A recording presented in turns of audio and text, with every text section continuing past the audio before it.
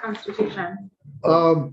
It was on my desk in the Senate. You want one? I have a I bunch. have it. Yeah, I don't need yeah. it. You shouldn't We've need got a one. lot of them. I just had never seen Okay, it before. welcome back to Senate Education. This is Wednesday, February 8th, 4:06. This is St. James, Act 173. We're looking for an overview of what it is, what it's doing, what's kind of, well, maybe not even what it's doing, but just give us a sense of the bill itself before we hear from the NEA. Sure, that's St. James Office of Legislative Counsel. You should have a slide deck in front of you. This is a very high level overview of Act 173 from 2018. As you all know, we start over every biennium with one, and so you'll hear all of these numbers thrown around, but Act 173 is commonly known as Act 173, and it was passed in 2018. The slide deck has a hot link to the act itself on the front slide there. So on slide 2, a little bit of background. In 2016, Act 148 directed AOE to contract with a consulting firm to review current practices and recommend best practices for delivery of special education services, as well as a study of special education funding. And that led to Act 173, which is entitled An Act Relating to Enhancing the Effectiveness, Availability, and Equity of Services Provided to Students Who Require Support. So there's kind of two sides to the information that came out of that study. There was the delivery of services, and then there was funding. So on the delivery of services side, the report, the consulting firm wrote a report, and that report made the following recommendations: making sure that core instruction meets most needs of most students, provide additional instruction time outside core subjects to students who struggle rather than providing interventions instead of core instruction, ensure students who struggle receive all instruction from highly skilled teachers, create or strengthen a systems-wide approach to supporting positive student behaviors based on expert support, and provide specialized instruction from skilled and trained experts to students with more intensive needs. So that was the recommendation to the legislature on the delivery of services, the in the classroom services to students who need extra support. And then on the funding side, in that second column on slide 2, the funding report noted that there were several limitations to Vermont's then existing reimbursement model of funding and recommended moving to a census-based funding model. So prior to Act 173, really prior to July 1, 2023, the funding for special education in Vermont was was a reimbursement model, and that is we'll get a little bit more into it, but just as it sounds, a reimbursement. Services are provided, and then educational institutions are provided with reimbursement for those services. So those were the recommendations, and they legislature took that, and the result of that those recommendations is Act 173. So the goal of Act 173 at the bottom of slide 2 there is to enhance the effectiveness, availability, and equity of services provided to all students who require additional support in Vermont school districts. So on page 3, the delivery of service changes. So these are the changes that resulted from Act 173. And again, this is very high level, very high level. Act 173 added a definition to your green books, to Title 16, of a student who requires additional support. And included in that definition is students with an individualized education program, so an IEP, students with a Section 504 plan, students on neither of the above 2 plans whose ability to learn is negatively impacted by a disability or by social, emotional, or behavioral needs, or whose ability to learn is negatively impacted because the student is otherwise at risk. Students for whom English is not the primary language, or students who read below grade level. Act 173 prohibits the use. Yes, please. Just to back up and make sure I can follow the Section 504 plan.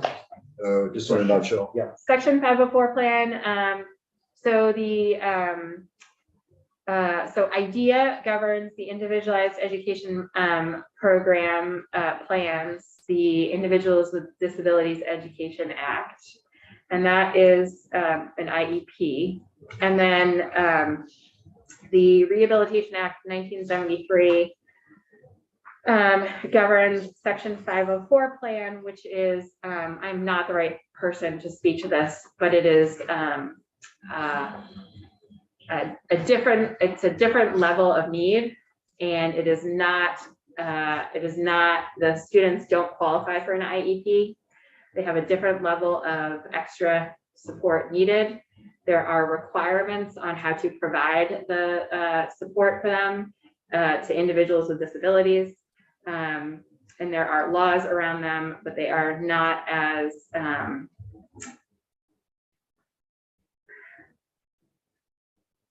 I would rather follow up and look at that and then send you an email specifically, but it's kind of a tier. This is kind of going in a tier here. So Okay. IEP has the most protections around it and requires the most of the support. And students on a Section 504 plan don't meet the criteria for an IEP, but they do require support. And there are requirements for how to support those students. Those are federal laws.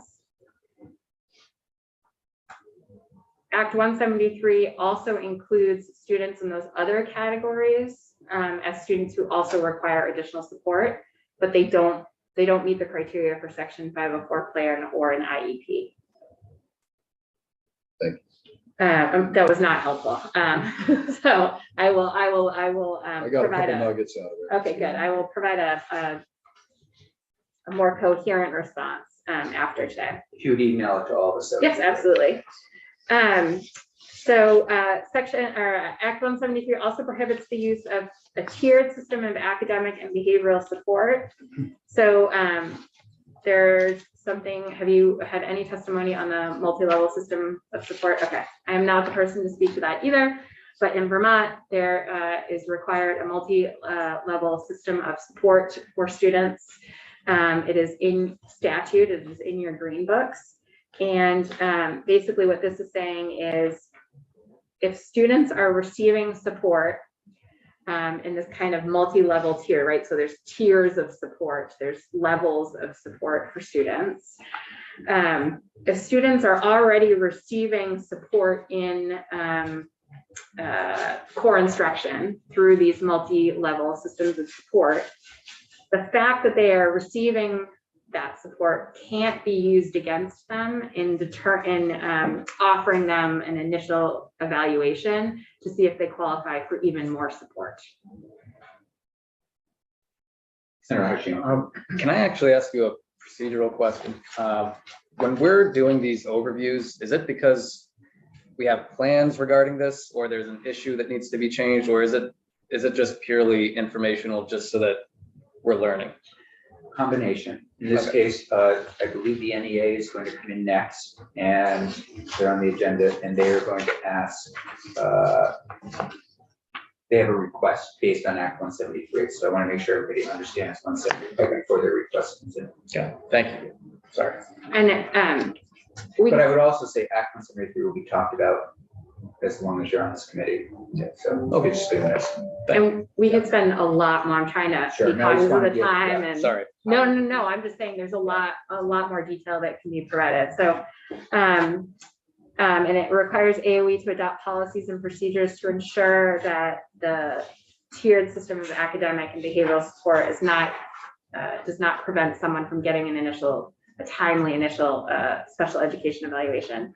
It requires AOE to provide professional development and support to implement the changes in delivery of services, and it created 3 new positions at AOE to support special education. Page 4, the funding changes. I will just say that this is all in statute, it's all in your green books, and we can do a more detailed like whiteboard walkthrough of the funding changes, but it is very detailed and I think requires more time than we have today. So I think the main takeaway would be Act 173 moved Vermont from this reimbursement model.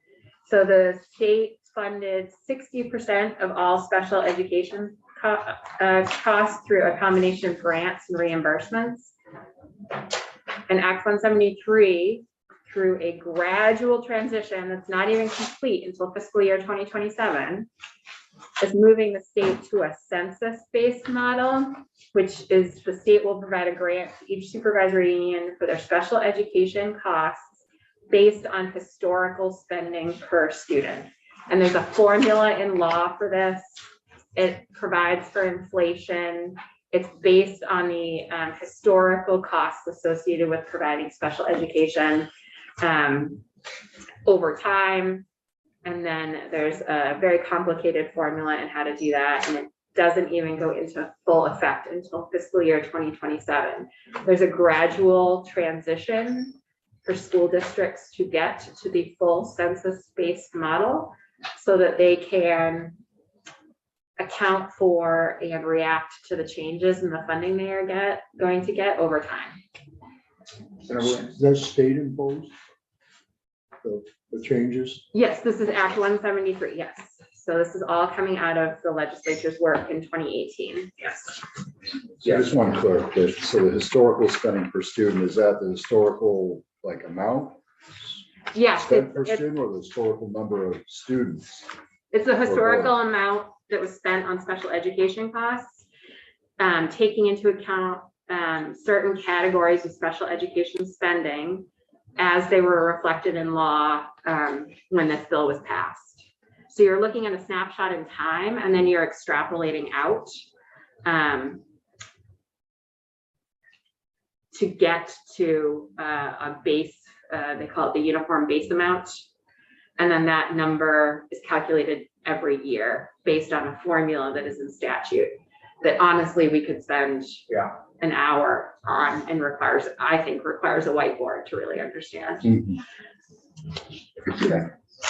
The main takeaway is we went from reimbursement model prior to 173 to a census-based funding model that's based on historical spending of special education per student, okay? It expanded, so those special education funds were only allowed for certain purposes, and Act 173 expanded the use of those allowable funds.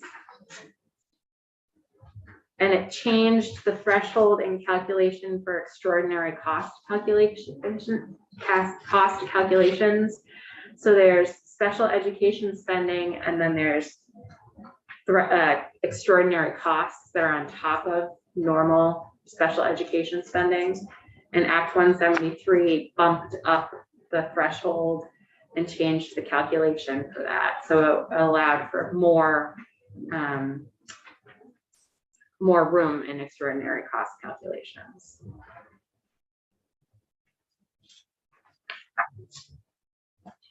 Page 5, independent schools.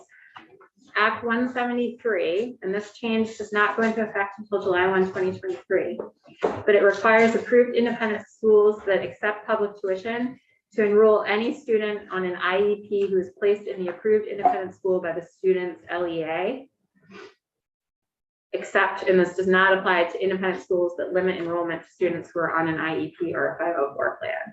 So those, I think, are colloquially called the therapeutic schools. So this is a big change. So now, starting July 1, 2023, if an approved independent school wants to accept publicly tuitioned students, they have to also agree to accept a student on an IEP who is placed there by their LEA or by the student's IEP team. It's not just a parent deciding that the approved independent school would be the right place for the student.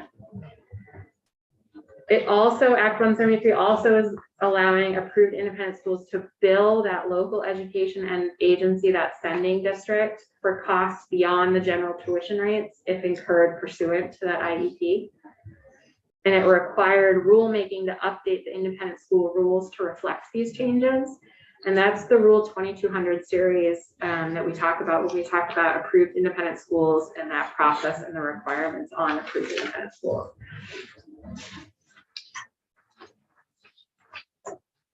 Page 6, Act 173 also created the census-based funding advisory group, which sunsets on June 30th of this year. It was meant to advise the state board on rulemaking, advise AOE and supervisory unions on implementation, make legislative recommendations to the General Assembly, and then give status update reports to the General Assembly. And you should have received a report from them on January 15th of this year. It would be their last report unless you take any action to expand that authority. And then the last slide, just a few other aspects to note of Act 173. The implementation dates of Act 173 were delayed several times, mostly due to the COVID pandemic. Right. So I just listed some of the acts that did that delaying, if you're interested. And the pupil weighting study came out of Act 173. So AOE was required to issue a report examining pupil weights. And that led to the creation of the task force on the implementation of pupil weighting, which led to Act 127 from last year, which is the pupil weighting bill. And then Act 173 also required, in addition to the 2200 rule series, also required the State Board of Education to update rules on special education finance and the special education rules. So there's funding rules and there's delivery rules. And so those rules were all updated based on the changes made in Act 173.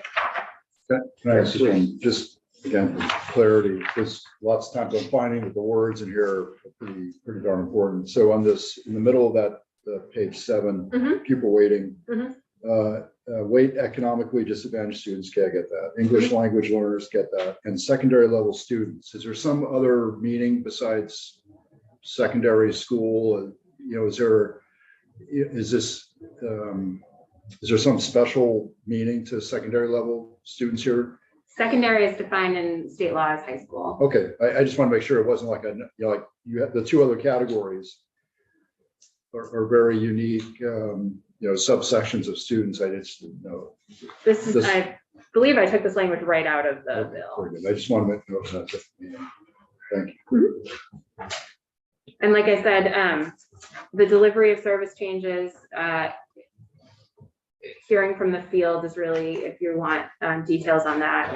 The funding change, if you're really interested in going into the weeds on that, I'd be happy to come in and go over in detail kind of the timeline of the funding changes and how that's calculated.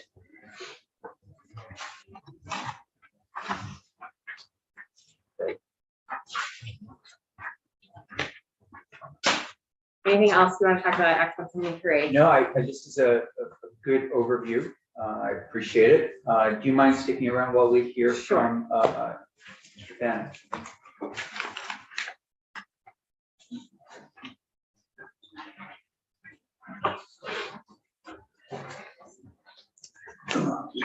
Hello, good afternoon.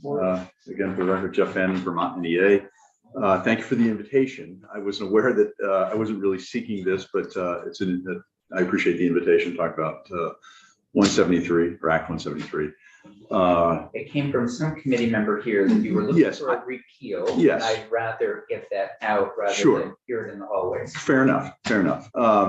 So Vermont NEA is no secret. We've been talking about, we've been using the word repeal. You can say pause, however you want to define it. We've seen some concerns with Act 173 since the passage of it, really, or soon thereafter, and started expressing some concerns about it. First off, I'd like to start with saying we supported the aims of Act 173 prior to this passage. We support them today. Repeal would be repeal/pause until certain objectives of the act are met. So I thought Beth did a really nice job of explaining to you. One of the concepts behind 173 was that the DMG report that led to the passage of 173 focused on changing teaching, how we teach kids, all students, not just kids on IEPs, not just kids who are disabled, but all students. And the goal, which we support, was to work with kids at all levels earlier and more often, if you will, to avoid putting them on an IEP. Thought being that it would be better for the system, better for the students, perhaps cheaper for the system, and that was all to the good. But in order to change that behavior, the district management group, the folks who worked with, I think it was 8 or 10 pilot schools, or prior to the passage of their report, they worked very closely with them for several years and worked with their teachers very closely to change how they delivered services to students. That's great. We thought that was a great model. Why not do that for everybody, to change their behavior?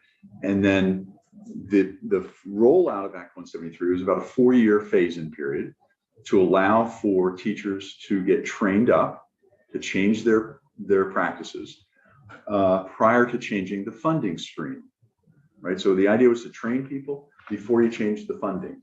We've now obviously the pandemic came in. That was a big problem.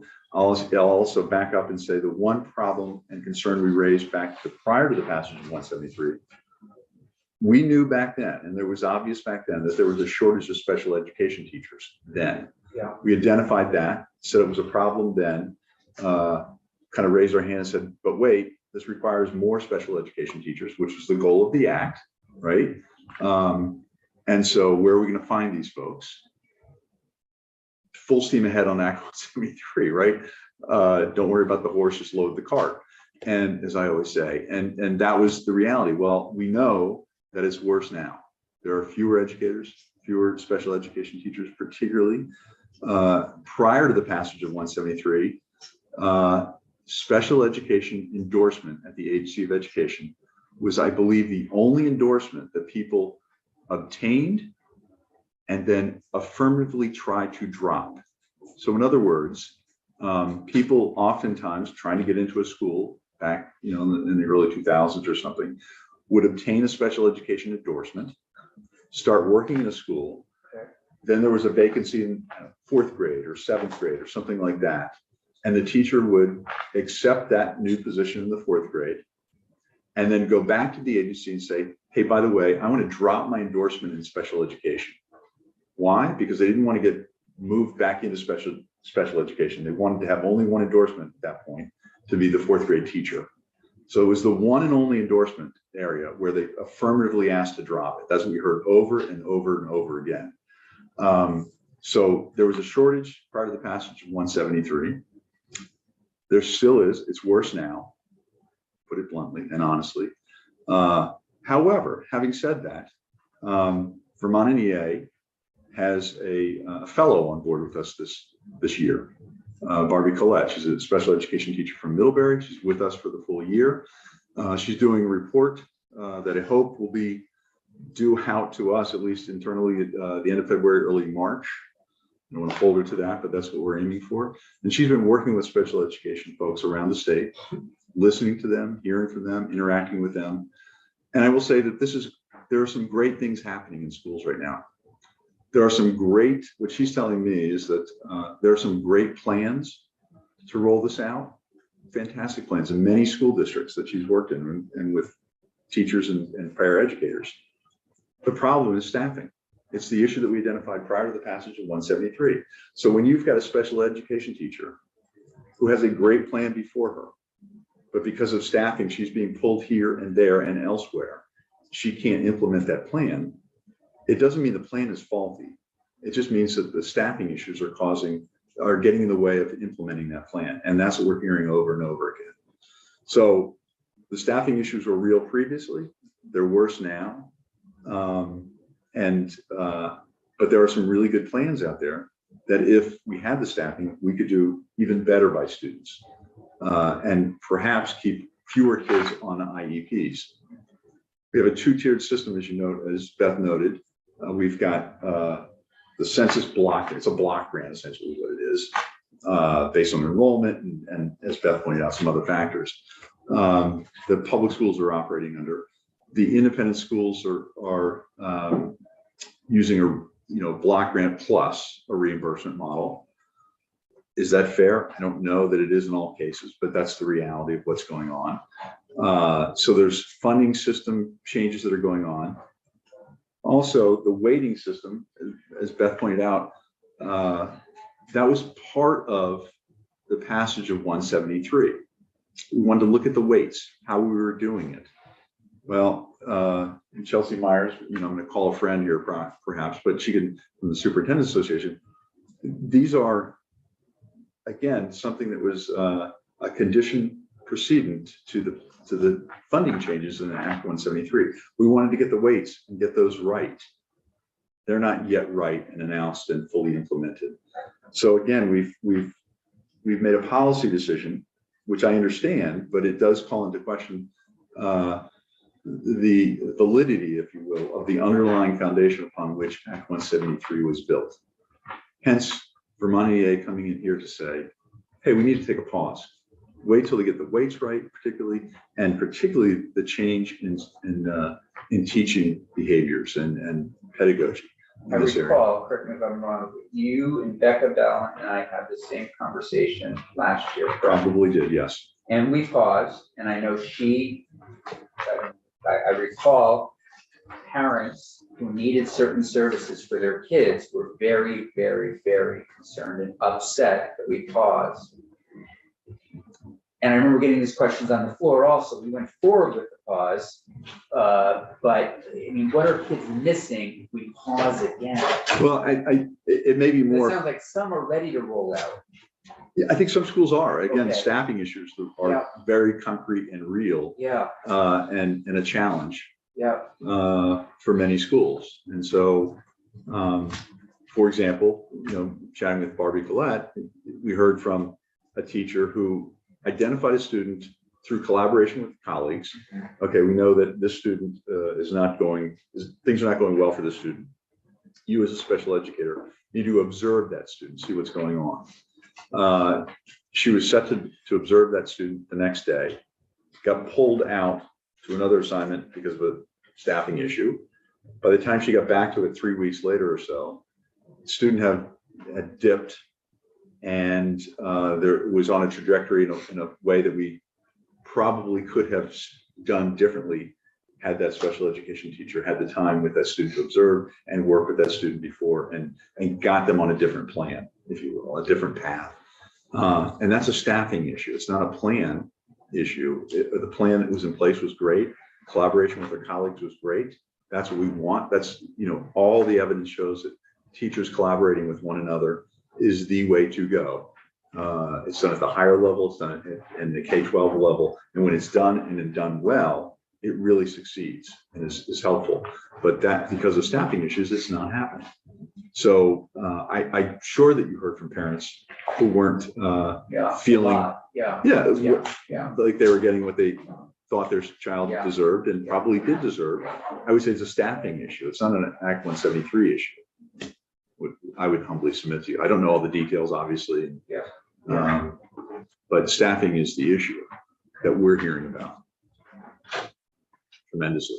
Well, we'll hear from the agency and others on this. I think there might be a disagreement there. There was last year, as I recall, agency Absolutely. wanted full steam ahead. Absolutely. I think parents groups, I remember we heard from a bunch of people in Montpelier that were also wanted full steam ahead, and you guys thought, hold off. Can't hold off forever, but I'd also love for you guys to come in with help us with some more ideas around how to get more teachers here.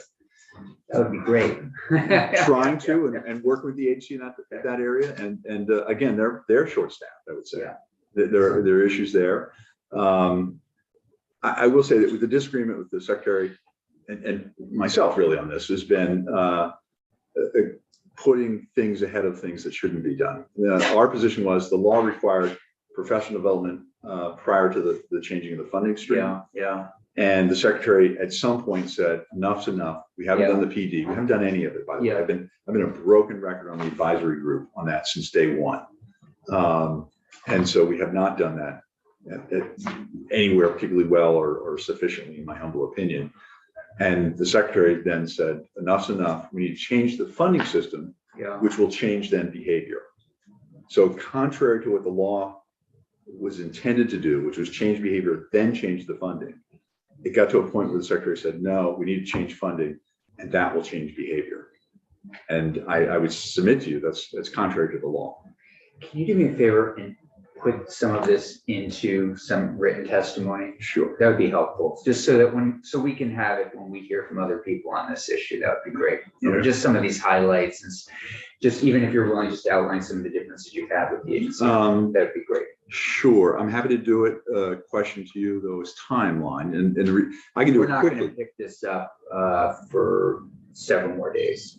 Days, okay. Yeah. So I've got an internal report at the end of March, February, early March. That's too late.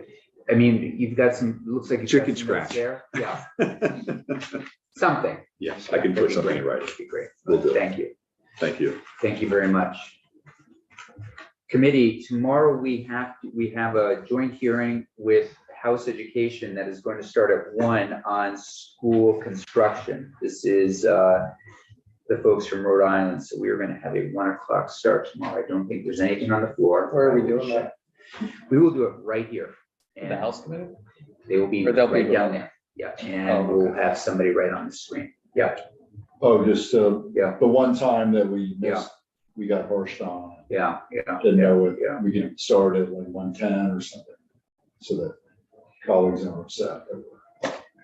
It'll just be late, so. Yeah, I'll send around an email. You're the chair. Yeah. Administrative question. And it's not just this committee, it was the other committee we're in. Yeah, The agenda and handouts don't look anything like what we experienced today. Do they get amended?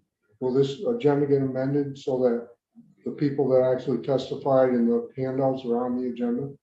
So, yeah, always.